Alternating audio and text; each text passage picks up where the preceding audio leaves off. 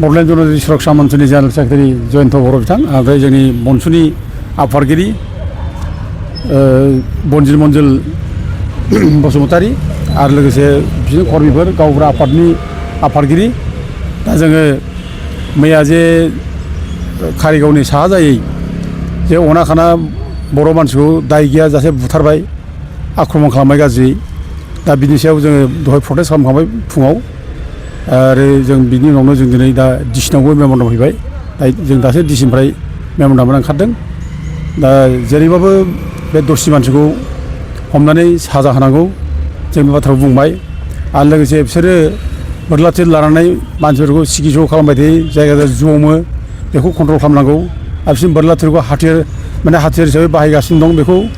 माने जब्द खालामनांगौ बे बाथ्राखौ बुंनाय जाबाय आरो खुनु जायगायाव जाहाथे बिसोरो जोंनि सायाव गाज्रि आक्रमन खालामनो हाया बेनि थाखाय नोजोर लाखिनांगौ बाथ्राखौ बुंनाय जाबाय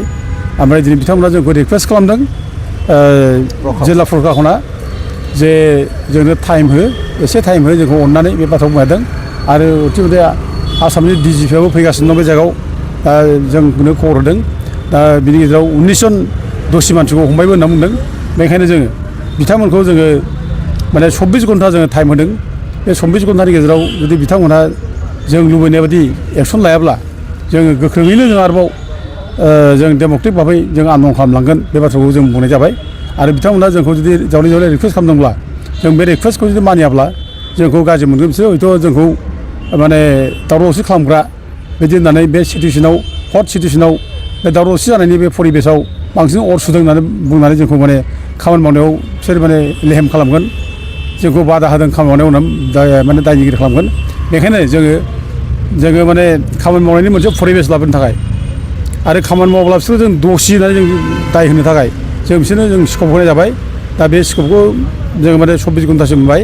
आरो बिनि गेजेरावनो जों रायजो राजाखौ जावले आरोबाव जों खावलायहरो खुनु प्रकारे भायलेन्स जानो मोना सावथालफोरखौ जों बुंदों बिसोरनि लिडारफोरखौबो बर'फोरनि सायाव आक्रमन खालामबाय थानाय जावले बेखौ बन्द' खालामनांगौ बिथांमोनाबो हाथियार लानायखौ बन्द' खालामनांगौ जों बाथ्राखौ बुंदों भायलेन्सआ स्टप जानांगौ आरो जोंनि गेजेराव सोरबा सानै मानसिफ्रा हुसांजों बुंलाबायनो नागिरो जे माने गाज्रि माने थासारि लाबोनायनि बाथ्रा बुंनो नागिरो दा बेबायदि जानाय नङा जोङो माने खोब डिप्ल'मेटिकेलि जोङो सुस्थ' भाबै जों जुदि एक्सनखौ लायोबा आयेननि बेब'स्थाखौ जों लायाब्ला जों बे गरम बाथ्रा बुंनानै जों जेबो गैया मा गैया ओरैनो सावथाल होनो माबानो बुंलायोब्ला जों बांसिन खथि जागोन जों गिनांगौ बांसिन फैगोन बेखायनो जों बे ग्रोम थाङाब्लानो जों डिप्ल'मेटिक भाबै जों सुस्थ' भाबै आगयनि बिसोर दायनिगिरि जाबायब्ला बे दायनिगिरिखौ जों बे समाव नाख्रेबि बिसोरखौ साजा होनांगौ बिसोरखौ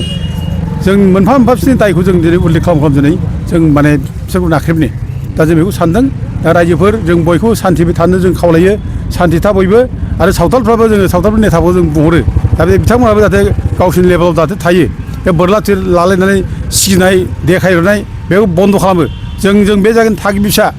जोंनि सायाव बे रोखोम खालामबा जोंहा बिखावनाङो दुखु मोनो जोंहाबो थै दं जोंहाबो बोलो दं